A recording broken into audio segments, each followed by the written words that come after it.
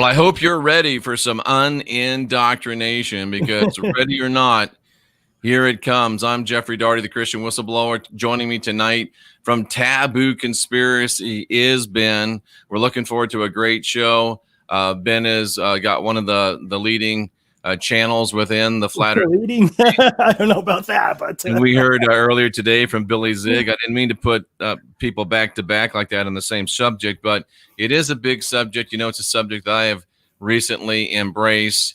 And it's good to have you here, Ben. And, you know, the video, folks, that I put up about what's that video called?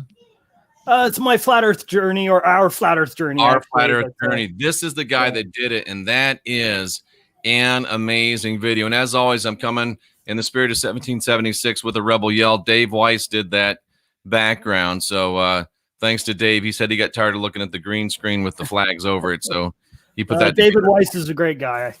He really is. And there's one thing that I found, that spiky hair doesn't key out very well on a green screen. So you just have to deal with it. You just At least you have hair.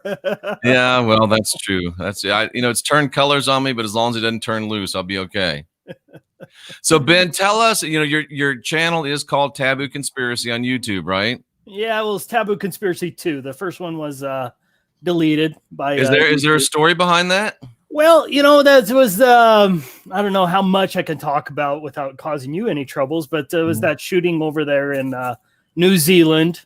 Oh, I posted some of the walking zombie where the person played dead. One of the Muslims played dead, and then all of a sudden the camera panned around again, and the Muslim stood up and walked away. And they caught that on camera. I posted that one. That one shut me down immediately. No warning. No strikes, just shut me down. No kidding. Our friend Vinny Eastwood also got some trouble over that. He's in New Zealand and was doing some great reporting on it, but not everybody liked it. What's not to like? I mean, goodness sakes, the Muslim rose from the dead after he was dead from a shooting. So, I mean, that should be headline news. It should be. It should be. So does Taboo Conspiracy cover other conspiracies, or are you mainly just focused on the flat Earth genre? Well, initially when I came up with the idea, I was covering lots of different conspiracies, and I got flagged for a lot of it. I covered a lot of the dinosaurs. I've covered some of that. I've covered some of the nuclear hoax, but for some reason, flat Earth is what hit me the most. Is what stuck with me the most. Is what's most important to me to try to get other people to open their eyes. And if they can open their eyes to flat Earth, it kind of opens their eyes to everything else. 9/11 was one of those big ones for people to open their eyes to. And when they can see that our government is not our friend, they're not there for us. They're actually a bunch of murderers up there. And once people realize that's a huge stepping stone. Once they realize the moon landings were fake, that's a huge stepping stone. The next one for me is flat Earth. If you can realize that they faked, I mean, they had to lie to us. Think about all the lies through all of our generations of lies and indoctrination since we were children to believe in that spinning globe and to absolutely hate anyone who says that the Earth is flat. I mean, someone says the Earth is flat, your knee-jerk response is to call them an idiot. You want to? I mean, that's what my knee-jerk response was. But it is a very powerful reaction. It's not just like that's weird. It is really an outright attack. But you said something that really resonated with me. People within our community, people within the greater, conspiratorium or whatever you want to call it, truthers, quote unquote. You would think that once they saw that the United States government blatantly lied to them about 9/11, you would think that it wouldn't be that hard for them, but then to begin to question NASA, then to begin to question the shape of the Earth. But for some reason, they can make that connection on 9/11. They can make that connection with the Fed.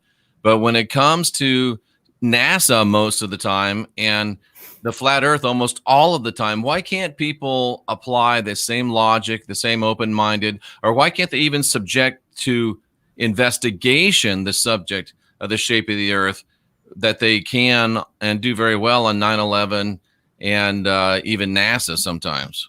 Well, I think the flat Earth includes that idea that if you are a flat earther, you're an idiot. And nobody wants to go down that road and feel like they're being stupid by researching the topic. For me, the David McGowan's Wagging the Moondoggie series, I don't know if you've read that one. I have not. I highly recommend it. You can find, I'll send you a link or something online, but it's Dave McGowan's Wagging the Moondoggies. If you Google it, you'll find it.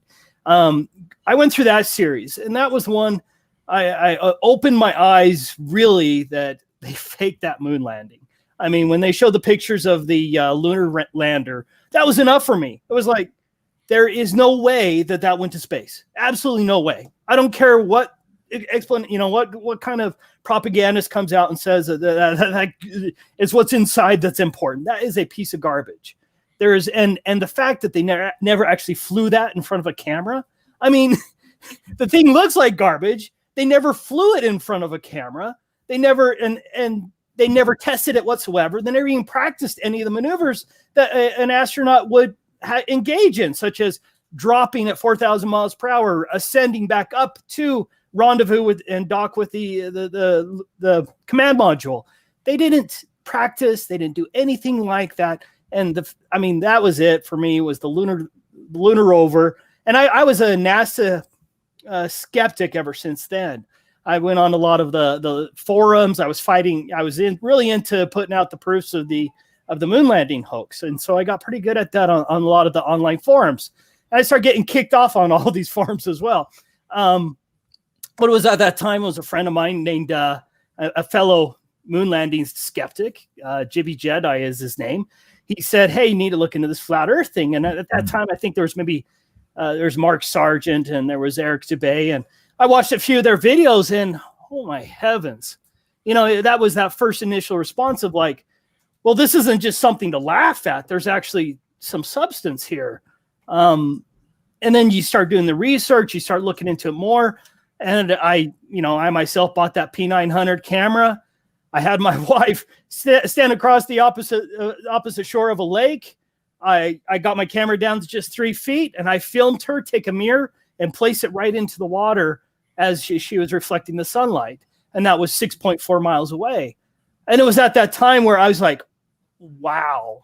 So according to the curvature formula and the baller teachings, there's no way that could have happened, correct? She should have been hidden behind 14 feet, if my memory serves me correctly. Yeah. 6.4 miles away, I had my camera down to just 3 feet. I filmed her put the mirror in the water, talking to her on the cell phone the whole time.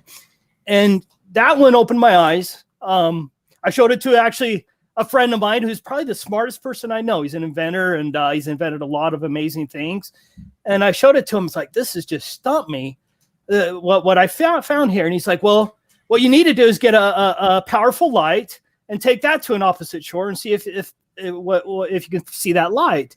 And so, and funny thing is, I followed his advice. I bought one of those a big powerful light that day. Went out to Utah Lake near Provo, Utah. And this time I had my wife hold the light. She was 7.5 miles away and she brought the light all the way down to the shore. And I filmed her actually put that in right up to the water. And that was when I had to take that step of the evidence says there's something going on here, that the curvature formula isn't right, that the earth is not curving away from us at 8 inches per mile squared. That is not happening. And that was the key for me. And that's when I started calling myself a flat earther. And I had to swallow that heavy pill, because once you call yourself a flat earther, oh my heavens, family members hate you. Friends want nothing to do with you. I mean, of course, I've met thousands and thousands of friends since then. But it was at that moment. I had to evaluate my career choice and everything else as well. It was a very difficult decision for me. I had to reevaluate whether I wanted to actually practice law anymore, things like that just I had to change my life around. Now, you said a couple of things that I wanted to touch on. Number one, you said that your wife was helping you. Is your wife sort of the same mind as you are? she's definitely a flat earther. All my children are as well. It's great, actually. That's amazing. So you got a great wife. It's so nice to have a great partner. Yeah, And I can't tell you that's been invaluable for me because she's always supported me, but she's more at the point of like, come on, it's flat. I mean, how many more videos do you already, make, Ben? But Ben, you're out there not convinced yet, doing multiple tests, and you weren't even convinced yet. No, I wasn't. I mean, and my I would initial guess this guy's got to either be an engineer or a lawyer, and you're a lawyer. Yeah, it was, things like that are career suicide, but anyway, I thought maybe flat earthers were faking it. So I had to do it. I had to perform the experiments. And in all honesty, at that time, people weren't doing it very well, in my opinion. They weren't calculating their camera height. They weren't, making sure that all the, we're getting pictures of how high your camera is, that you're talking in real time with the person on the other side. And since then, it's gotten better and better. I mean, I have, quite a few laser tests. I have light tests. I have, I've done myself many, many tests. I don't even put all of them all out there. There's quite a few of them, but I try to select the ones that are are best presentable, in my opinion. Yeah, and it's interesting because a lot of people in the chat room are talking about that video, and that video is the video that's up on my channel. It was not but a few days ago that I mirrored it. It's called Our Flat Earth Journey, I believe, and I think I put on there, are you brave enough to believe the truth or consider the truth or something like that? Lots of praise in the chat room, Ben. Well, thank you, everybody. Very, very, very mind-opening. And here's something that you hear a lot, and I wanted you to respond to that, if you would, out of the chat room. Yeah, sure. Brandon says that he used to think that flat Earth was a CIA psyop. I thought the same. I thought the same until I realized, hey, wait a second, the CIA can't program my camera to look over the curvature. They really can't, can they? But it took me months of arguing, months of going back and forth. I read several books and stuff too on the subject. I read Zetetic Astronomy. I read Gleason's book as well. That's a good one. And the King's Dethroned. That's one of my favorite. I read these books. I did the experiments. I went out there and I conducted this for months because I also thought the same thing. But come on, I mean, the curvature formula is set. I mean, I actually hired somebody to do this on AutoCAD to make sure that it was accurate, because I at first thought maybe there was a possibility that the curvature formula was wrong. And AutoCAD is the automated drafting program, right? Right, and that's essentially infallible when it comes to making a sphere, doing the calculations, those things. And it was very accurate over all observable distances. And it was at that point, it was like, come on, either the Earth is so big, like we're talking the size of the alleged sun, or the Earth is flat. And so I call myself a flat earther because that's where the evidence points. If it turns out to be something else, hey, I'll go that direction too. And I don't care. I'm not here for popularity. I'm not here to make money or anything like that. I'm only trying to share the truth as I can best see it and best contest it. Absolutely. And, that's where I am too. Kind of the way, I got to this place is, I've been a person that says that, I'm going to unindoctrinate myself and I'm going to follow the truth wherever it goes. And I started just thinking, I see so many people. I would run across Dave's videos. I'd run across Owen Benjamin's videos. I'd do some stand-up. So I kind of, I ended up talking with Sam Tripoli and it's in my mind. I'm thinking about it. And then I started thinking about NASA. And I had gone to NASA. I'm from Florida. I'd gone over to the launch site, and all these things are just circling around in my head. And I used to do a Sunday show with this one fellow, and one day the subject of NASA came up, and the subject of the moon landing. And I started doing some studying, and found out that it's physically impossible because the inside dimensions of that lunar module for two astronauts in their full gear to be in it at the same time. I think, did one guy hold his breath in a vacuum while the other guy went out the door? Yeah, and they lived there for 3 days. And they lived there for 3 days. There's no way that the lunar rover would have fit on the limb. And I did a lot of study on NASA, and I just realized there's no way that we went to the moon. That's a lie. It's an absolute positive lie. Right. And then I'm doing comedy, and I get locked in a room, a green room at the comedy club with Eddie Bravo for 3 hours.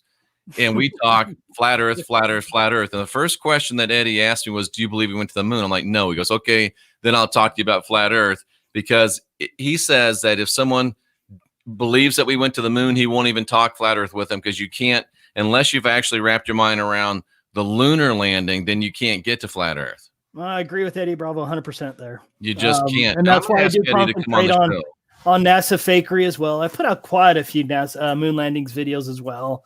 But I mean, for me, the biggest proofs of the fake moon landings, just look at the lunar rover. I mean, the lunar lander. It's fake. It's a hoax. I mean, there's no way that thing flew. They never tested it, never flew it, never actually did that on a camera, never practiced with it. None of those things. And also one of the other things I really like is that you can see the screen, what they call it, the projection screen or whatever, throughout all of the moon landings. You can see the line where the differentiates between the background and the foreground. And you can see that line everywhere. Again, come on. Yeah, I did a whole series on that, folks. It's on the playlist, on my science playlist. There's 4 or 5 videos about NASA, and there's just no way that we went to the moon. And when I realized, okay, we didn't go to the moon, and then I started studying about, the first thing that hit me, Ben, was the idea, I look at the stars and they never change. You have the star path from the North Pole, and it's a perfect circle. I'm like, okay. So I start studying. I said the only way that we can be heliocentric, the only way that we could be going around the sun, is if we're doing it at the exact same speed. Because on a ball that's covered with 75% water, or even on something flat that's covered with 75% water, you can't speed up and slow down, or it's going to slosh and you're going to wreck everything. And then NASA comes out not 2 weeks after I was at this place of thought, saying that we've just discovered that the Earth speeds up and slows down while it's going around the sun. And I just and that was it. I'm like, there's no way. I know that we didn't go to the moon. I know that the universe is geocentric. And I started studying, I go, who were the smartest humans is where my mind went. Who were the smartest humans? So I started thinking, the Atlanteans, we don't really have much from them, but maybe the next step is the Greeks. So I started studying the Greeks, and the early Greeks would say over and over and over, trust yourself, trust your own observations. Don't rely on data and formulae from other people. And I just, okay, it's not, I know it's geocentric. I know that the sun is not, we're not going around the sun. The sun's going around us. And what is the shape of it? I look, I observe, I buy an expensive camera. I look, bring the ship goes over the curve. Oh, zoom in, ship comes back. Ship goes over the curve, zoom in, ship comes back. You did that a long time with the P1000. So all of my observations tell me it is a stationary flat plane. Yeah. Now, like you said earlier, maybe it turns out that it's so huge that it's physically impossible for us to see the curvature of it. But the one thing we know for sure is our observations tell us it's flat. And we know for sure that what they tell us isn't true. So right now, until I get contradictory data that I can test and prove and retest and reprove, then I am a definite geocentric flat earth believer. Excellent. And I apologize. I do have my family here in the house as well, so you'll hear screaming now and then. No, I followed a similar path. Help me, let me out. We'll be okay. I followed a similar path where you start going, well, maybe it's just a geocentric Earth. Yeah, sure. And anyone who believes it's a geocentric Earth but still believes it's a globe, hey, I'm still your friend. I admire your skepticism. I admire the fact that you're willing to question your indoctrination. I admire that. I'm just taking another step because I went out there with a camera and started filming things that were impossible under the globe. But it's not just what I filmed with the camera. I mean, you think about like with snipers, they don't adjust for it. Nobody adjusts for this imaginary curvature or the movement of the Earth. And neither do Air Force navigators. I've had over 1,000 hours on a flight crew in C-130, and the navigator never adjusts for curvature, and they fly by the artificial horizon. It's flat. I don't know if you saw that video, but from the F-16 pilot that I did, but I did not. But is a former F-16 pilot, and he says the same thing. And I have been in the back seat of an F-15 at 40,000 feet, and it's flat. It's flat. We have a skeptic, I think, or someone that's at least asking a question. Hey, and I'm open to all questions, because I'll tell you, I had 1,000 questions when I was looking into this. So yeah, ask away. How would you address DABA cannabis? That tells us a little something. 420. Flat Earth was purposely put out there just to start conspiracy debates for thousands of years. Bruh. I added the bruh part, but how would you respond to that? That it was just put out there to create debates? Just put out there to create debates? Conspiracy debate. Well, I don't know. Is it possible that whoever the cabal put out some evidence about the flat Earth and got things moving? I don't know. All I know is that when I could get behind a camera and I can see much further than I'm supposed to under the globe, and that's mathematically certain. Anyone can do it. Anyone can test it. I've tested the horizon on many occasions. It does not match the globe. In many tests, it does not match. So are there other motives of why the flat Earth was released? I don't know. I wasn't a part of those conversations. All I can do is follow the truth to the best of my ability. And the truth right now says, and the evidence points that way, that the Earth is flat and motionless. Absolutely. When do we have an idea, like, who was the first one to bring this into the public consciousness? Well, there's that debate between Eric Dubay and Mark Sargent. And there's one other person out there that first. Yeah, and they're all. I honestly, I hate that. I think that's silly, because if you believe in God, God's the author of truth. Absolutely. I mean, kudos to anybody who's been out there first. It doesn't matter to me who was first. But to the people who really resonate, the people that I liked actually David Weiss. He put out his channel, and he put out a playlist, and I consumed that playlist. I was on his channel daily, re-watching those videos over and over again. So I really liked what David Weiss did. So for me, DITRH was really instrumental in me becoming a flat earther. So. Absolutely. And I mean, if somebody asked me what is the best flat earth channel, I would have to point him to Dave's, because he does such good work, and it's actually quality work too. And, I like it. And he just does a really, really good job on it. And it's very powerful. Billy Zig is in the chat room. Hey, Billy. He says, wouldn't it be more plausible that they tried to hide the flat earth from us than to release it? So that we would inevitably find that it was the truth. So yeah, that's I think an interesting way to look at it too. Yeah, I mean, with the advancement of optics, I mean, we didn't have a P900 camera 10 years ago even, but now we have the ability where I can film it like I did with my wife. I filmed my wife at 6.4 miles away when my camera's only 3 feet high. I filmed it and I uploaded it to YouTube. I couldn't even make a video at that time, but I could do that. And my friend Jibby Jedi, he did some of the other things with it, and eventually I learned how to do it myself. But there's a question I had. What did you just say? You said that you darn it! I had a good question and it slipped my mind. That's all right. But yeah, I think it's very, very powerful. And I'm reading Thomas Paine right now, Age of Reason, and that's a good book. Oh, it's amazing book. Amazing book. A little anti-Christian, but it's all right. Well, that's kind of my thing, but we're not going to go there tonight.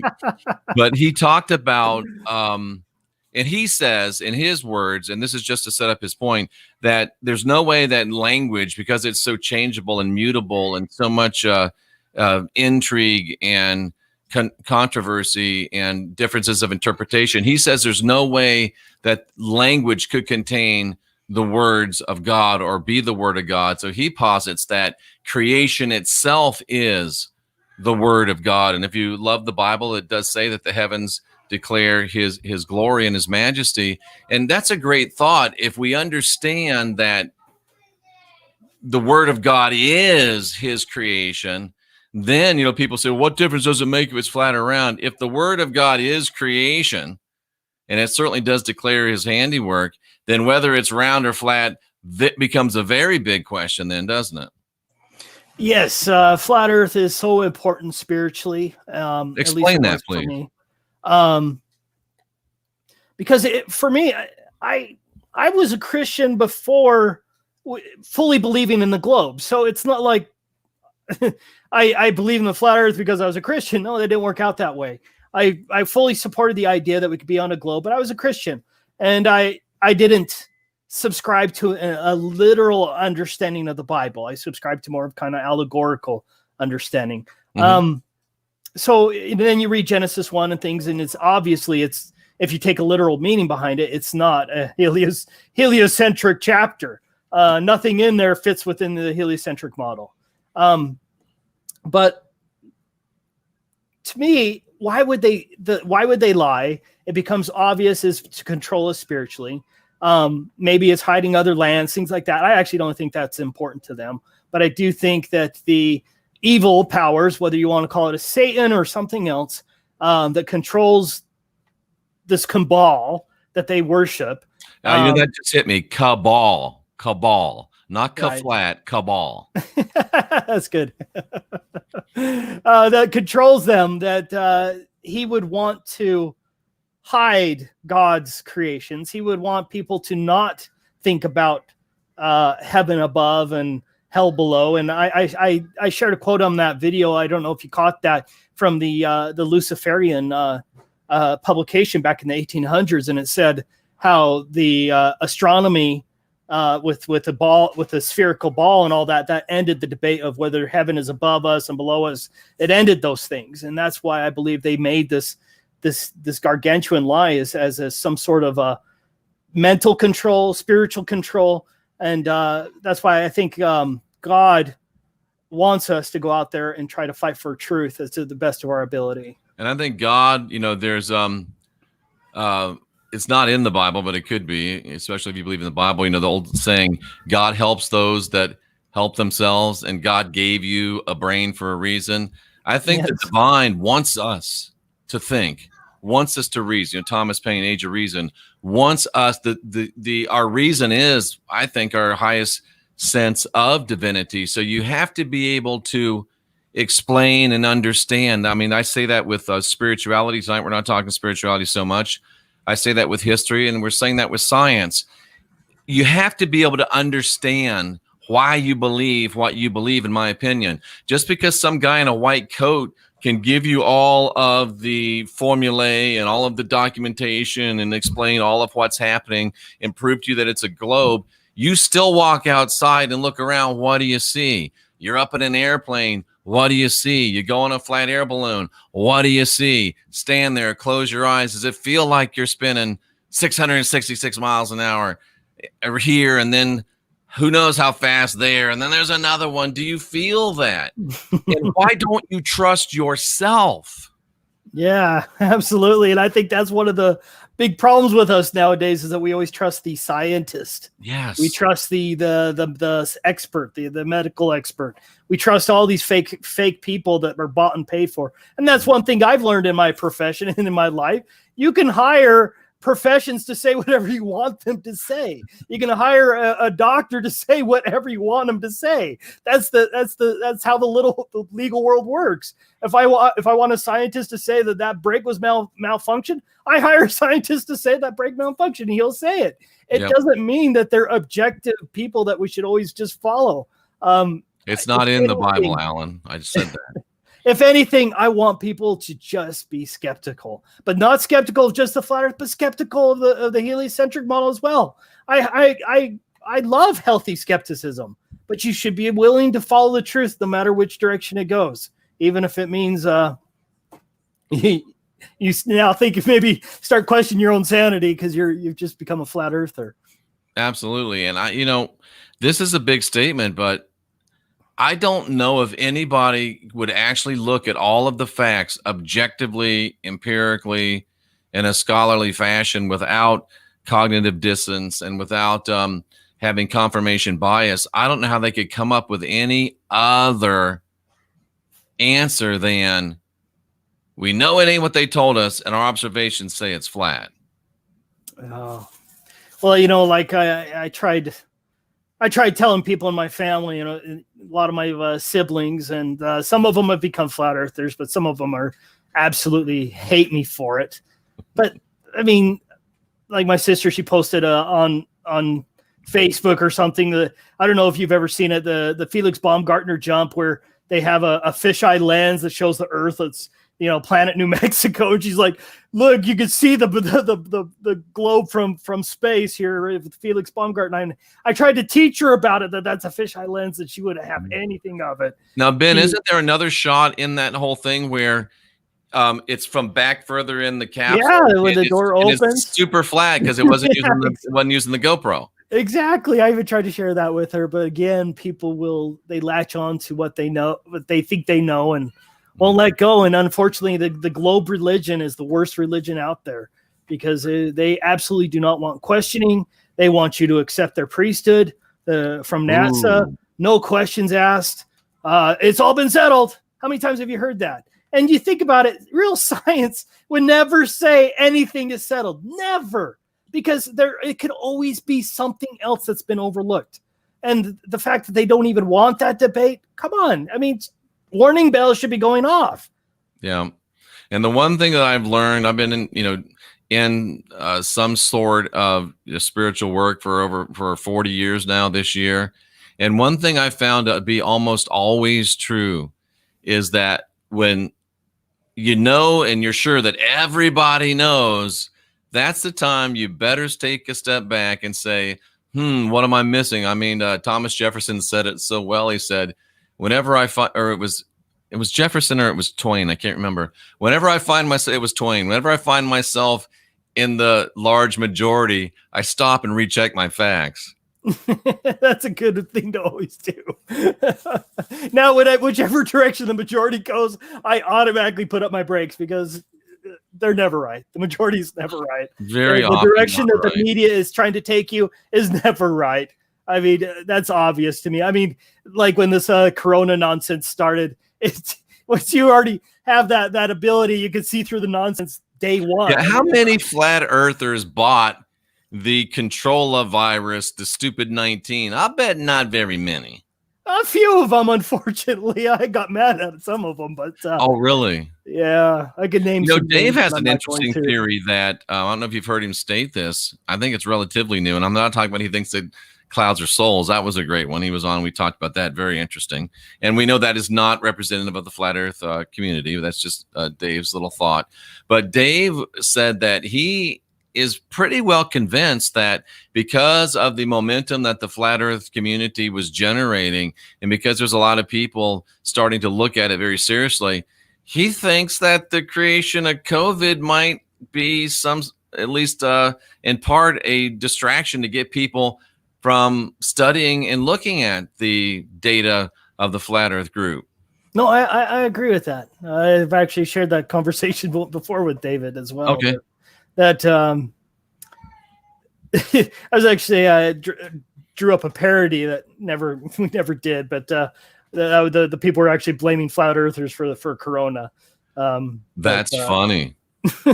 That is funny. There's another theory, and Dave's probably going to roll his eyes when I mention it, but because you mentioned, I don't know, is it super, super big? We can't tell that it's, we can't see any curvature. Have you come across the guy that's making the videos that talks about we're in a crater and the moon is a mirror, and our whole realm is within one crater on the moon, and he kind of lines everything up, and that's why we think it's flat, because it does look flat, because it's like just super, super, super ginormous. Well, I'm not against crazy theories, because I've learned that sometimes there's more substance than at first glance. Right. But can I test it? Can I go out there and figure it out for myself, or do I just have to rely on the word or the theory of somebody else? that's the difference for me. Is flat Earth is based on observation and testing that anybody can perform. I mean, anybody can go up an airplane and see that it's not flat. Anybody can grab by a high zoom camera now. You can even do it. I mean, I have a video with a cell phone image across Lake Michigan that was 60 miles. This cell phone that I have, Ben, this particular model has a 100 times zoom lens on it. This would be very, very effective. Yeah, I would like it's that. It's a cell phone. Go out everywhere. Just keep. Dave said that our optics have outgrown their lies or overpowered their lies. Yeah, that's why I think the P900 is to blame partially for flat Earth, and so is YouTube, because this was the first time where we actually had a grassroots movement where people could post what they filmed and what they experimented, what they tested, and then share it, and then somebody could improve on it or do it in a different way or criticize it or whatever. But this is the first time that there's actually ever been a scientific grassroots movement ever. Everything in history has been top down.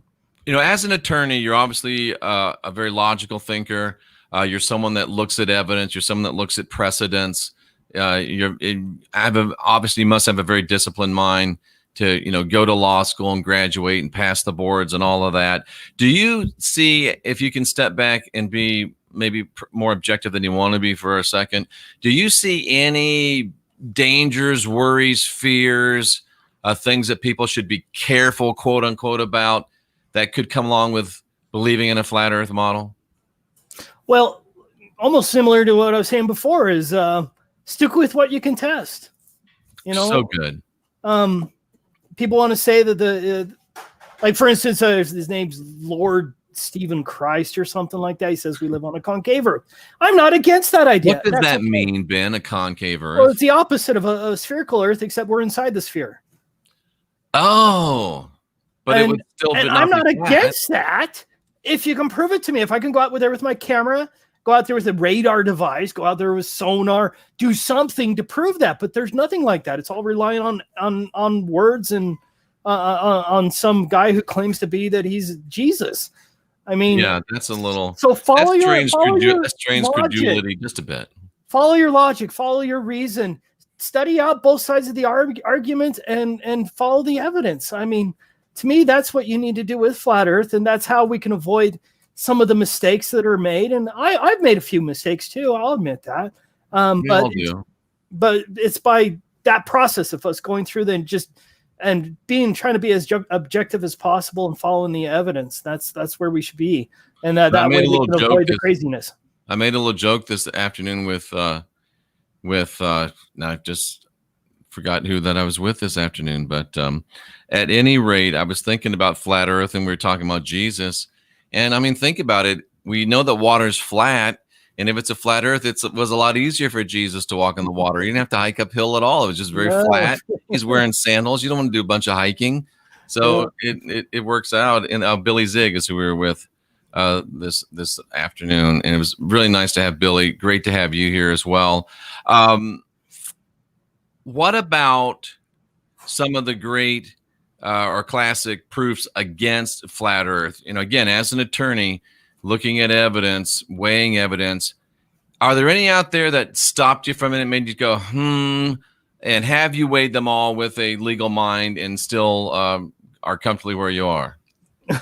Of course, I have looked at all their evidences, everything that they have. I mean, the first one, of course, the quickest one was what about the lunar eclipse? And I covered that in my video, but actually the lunar eclipse doesn't support the globe model at all. There is the Selenelian. Their explanation of how the Selenelian works is through this refraction idea of an Earth that's not actually in between them. It brings up the sun and the moon at the same time, and somehow the shadow of the Earth still comes up and hops. I mean, that's just absolute nonsense. And that's one thing I've learned is how to smell the nonsense right away. That's the reddish hue of the lunar eclipse. You can't produce that on Earth. That's not a shadow. Comes from the wrong directions. There's so many things, but that was the first one where it's like, and you start going through it and you start thinking about it and you go, well, I mean, that's a valid point, but you start looking in more and more into it and you start realizing that that's not really a strength of theirs. The another one was maybe the Antarctic 24-hour sun. Now, is it possible that there is a 24-hour Antarctic sun midnight sun there in Antarctica. Yes, I say it's possible. Does it prove the globe? Well, I would say it's evidence in favor of the globe, but it could also work on a flat Earth. But maybe the sun and how light don't work the way we think they do. But then you start looking at the evidence, and it was like, wait a second, they faked that footage. I mean, you can see it. You can see the CGI. You can see, like, on the, I've shared other ones where they loop the footage, things like that, where you're like, wait a second, there's a problem here. Jeranism did a video where they're showing they have cameras out there doing time lapses, and they cut 8 hours every day. Why would they do that?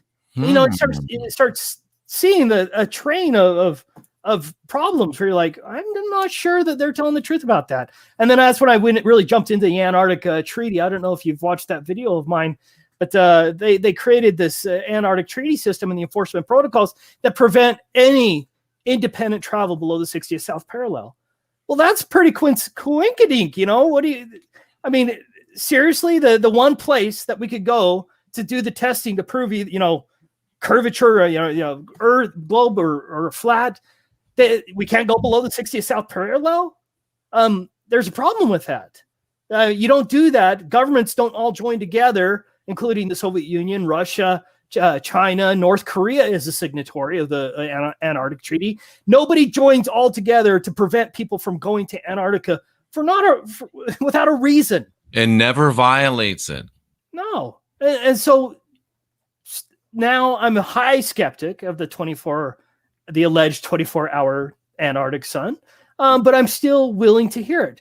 But you think about the other evidence. Well, I could see an International Space Station up in the sky. And somebody asked about the seasons too. Put that on your list, please, to talk about. Yeah, you can look up and you can see the International Space Station. Is that proof that we live on a globe? I say, yeah, it's some proof, but just because I see a light in the sky does not prove that people are living in it. Especially when you start looking into all the fake footage. And yeah, in all honesty, you don't even have to get past the hair. I mean, when their hair, they look like Bride of Frankenstein, and they move and it goes with them. There's no flowing. There's no movement. They absolutely permed their hair to look like they were. And it's like the size of a 747, they tell us. Yeah. And you can see it with a naked eye from Earth. Problems. It's supposed to be reflecting sunlight. Come on. Yeah. I don't buy that.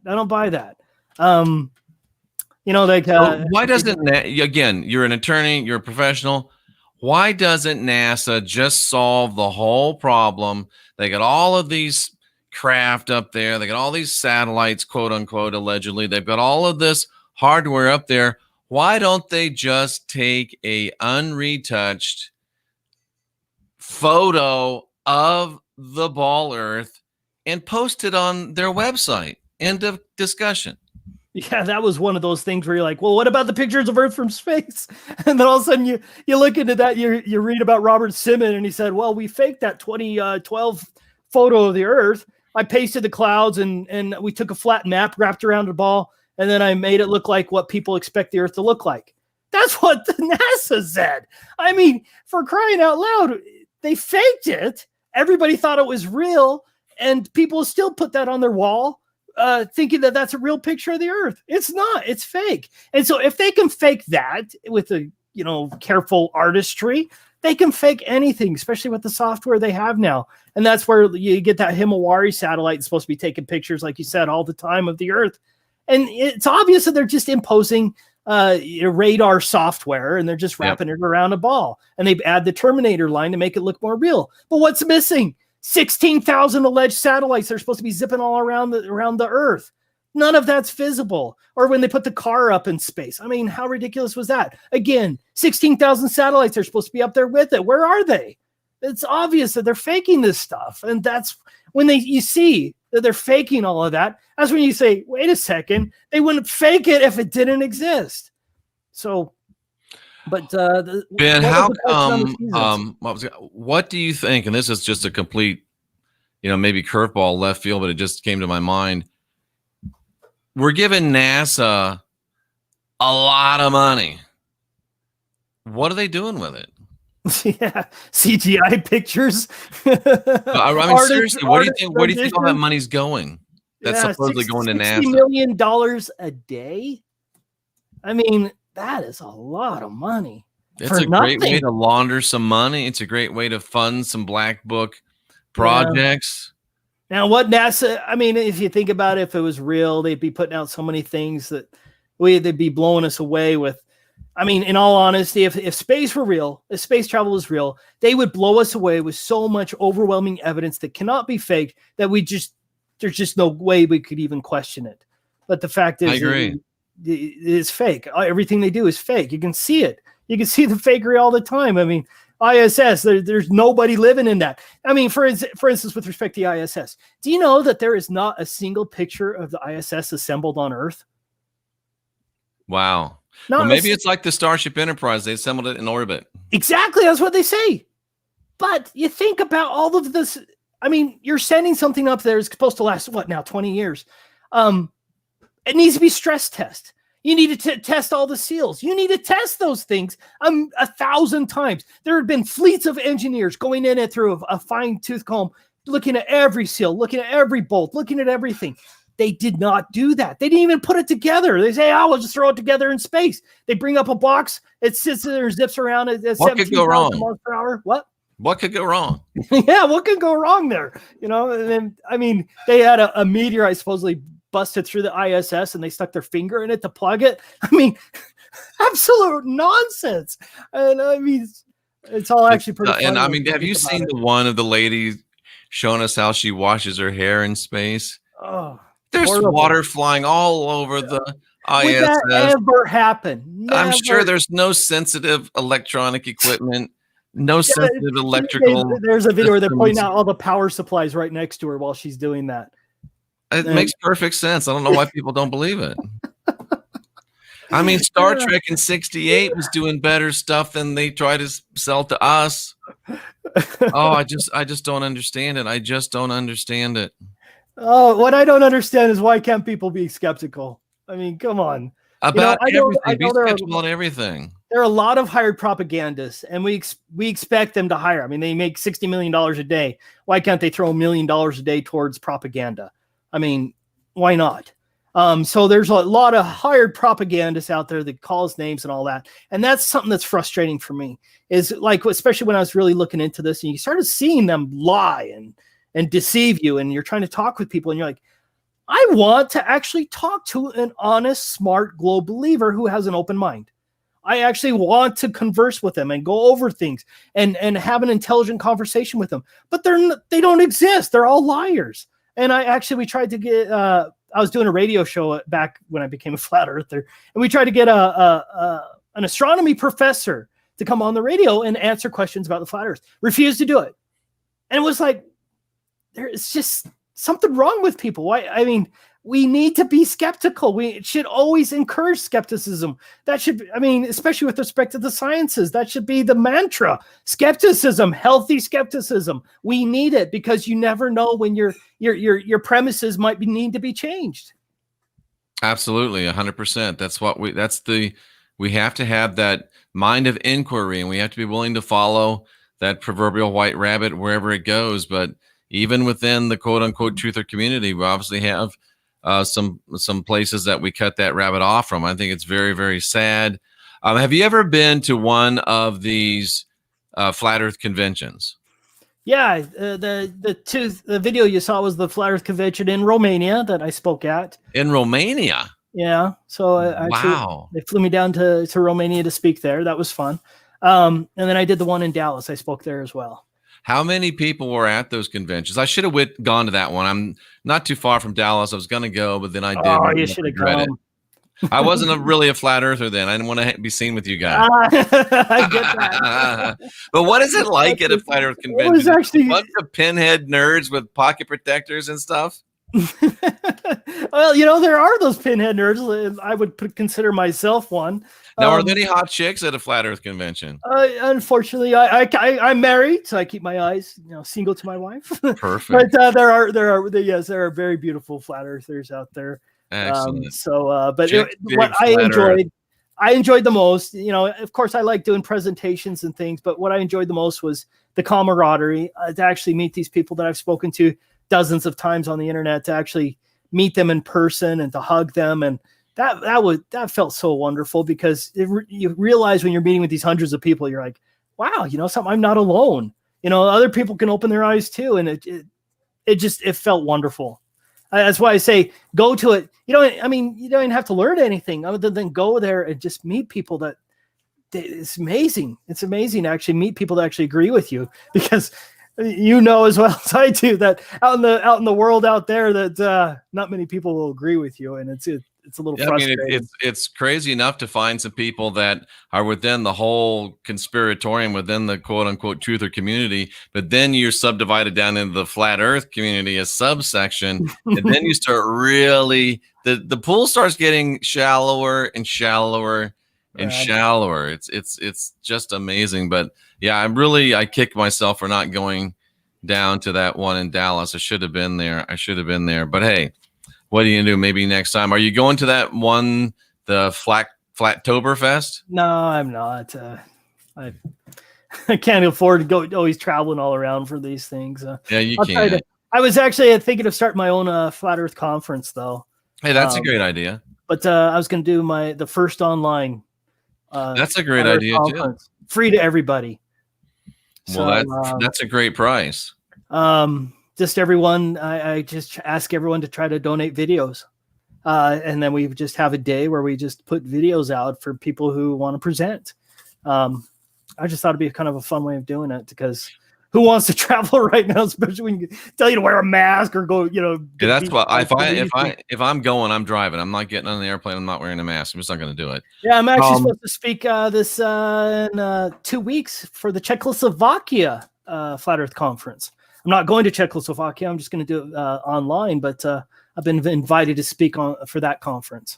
That's amazing. That's great stuff. Oh, it's growing everywhere. And a lot of, especially like Brazil, I think they said something like 50% of the people believe it's flat Earth. Celebrities too. What do you make of that? Well, I don't know. Kyrie, the basketball player, right?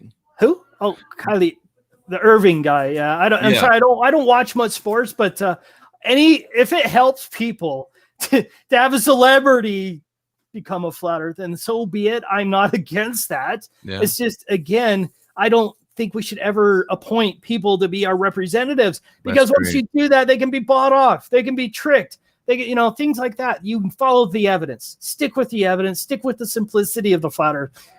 That's my firm belief. I mean, the evidence is there. There is no curvature. You can measure it in many ways. Lasers. You can go out with radar. You can do it in so many different ways. There is no curvature there.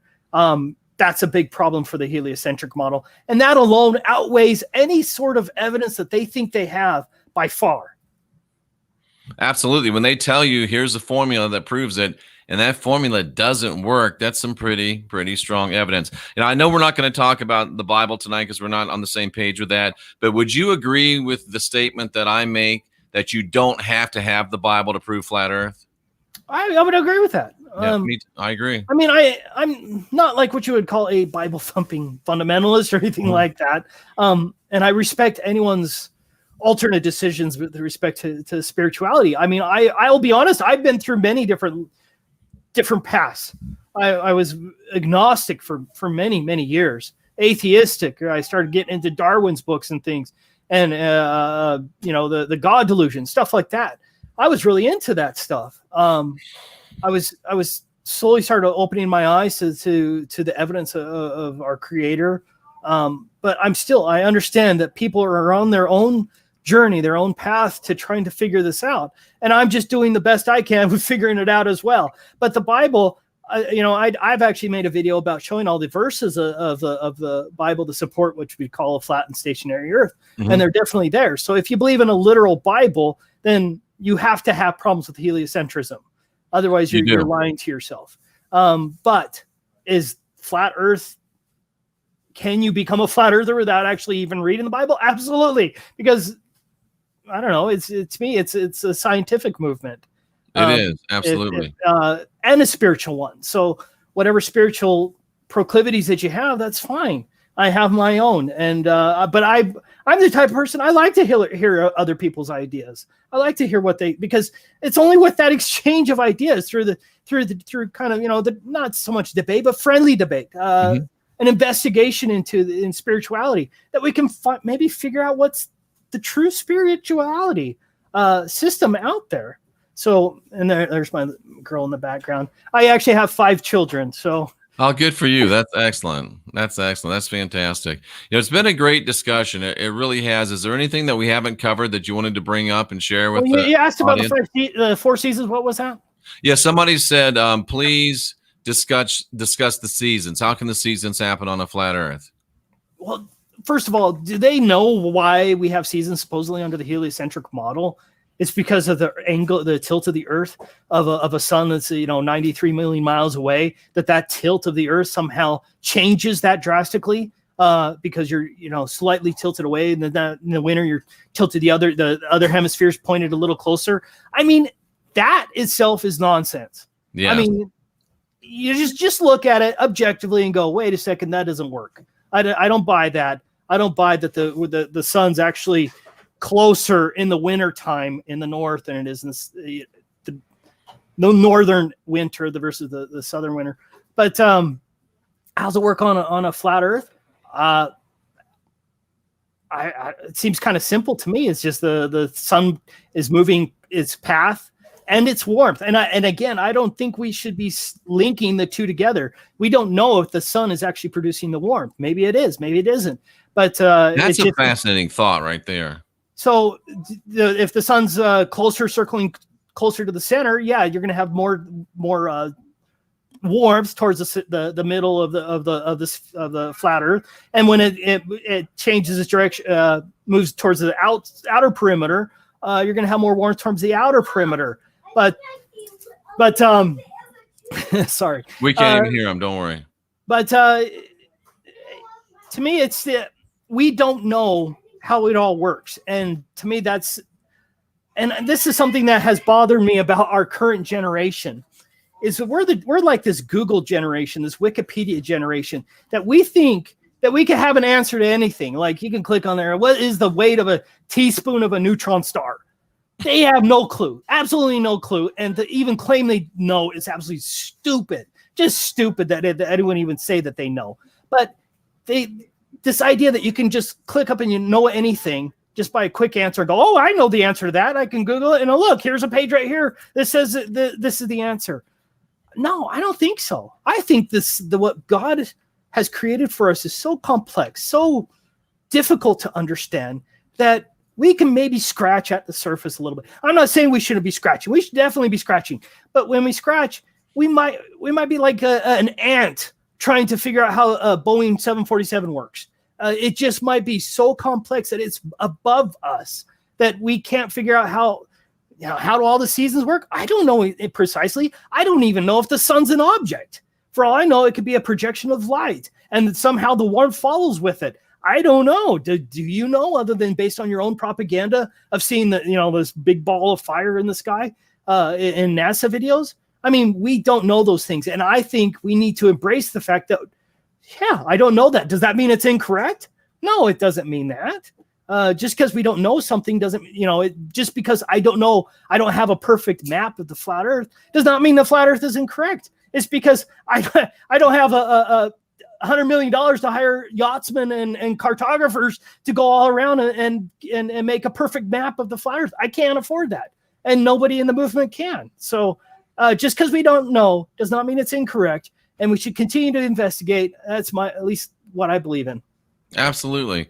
I think if we just can, whatever conclusions we make, if we'd be willing to objectively and empirically evaluate all the data, and if we won't reject any data, be an open-minded person, be a thinking person, and be a person that thinks for themselves. And when you say I'm a this and I'm a that, know why you're a this and know why you're a that, and be able to give empirical data for it. Not so much for everybody else, but just so much more that you'll know. Yeah. That and you'll know why It's just that simple. It's called unindoctrinate yourself. And that's really what we're trying to do. And I appreciate you being here tonight, Ben. I really do. Tell people where, again, your channel, and if you have a website or anything like that. Well, I used to have a website, TABOOConspiracy.com, but they kept charging me hundreds of dollars to keep that website up, and I wasn't selling anything. finally is like, my wife's like, we shouldn't have that going anymore. I might bring it back up. I don't know. But Taboo Conspiracy II is my channel name. Just type it in and you'll get a whole bunch of anti-taboo conspiracy videos. So I don't even know how you find me anymore, because you put in my name and you'll get like 10 videos against me calling me stupid or whatever. And but if you go to YouTube itself and then type in there Taboo Conspiracy little I channel, it'll come up pretty easily. Oh, okay. And look for the lunar lander as my logo, because to me that was my path of like, oh my heavens, when I first saw the picture of that lunar lander, it was like impossible. I don't care what stupid argument they have. That thing did not go to space. Sorry. Excellent. It's been a great discussion. I really appreciate you taking time. I know you got a big family, and we appreciate you for that, and we appreciate your work, in the professional services, helping people out. And I really appreciate you taking your time to come and share your journey with us. And I think you've made, that video that you made, our Flat Earth journey, I think that's just about as good as it gets. Well, thank you. Thank you very much. I appreciate that. It's been a pleasure to talk with you, Jeffrey.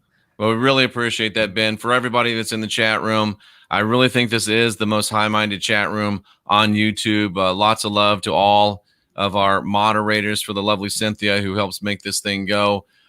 He is Ben from Taboo Conspiracy. I'm Jeffrey Daugherty, the Christian whistleblower. And you got mail, folks. We appreciate you being with us here. And we'll be back tomorrow with more podcast excellence. Thanks so much for being here, Ben. We really appreciate you. Thank you again. Have a wonderful evening.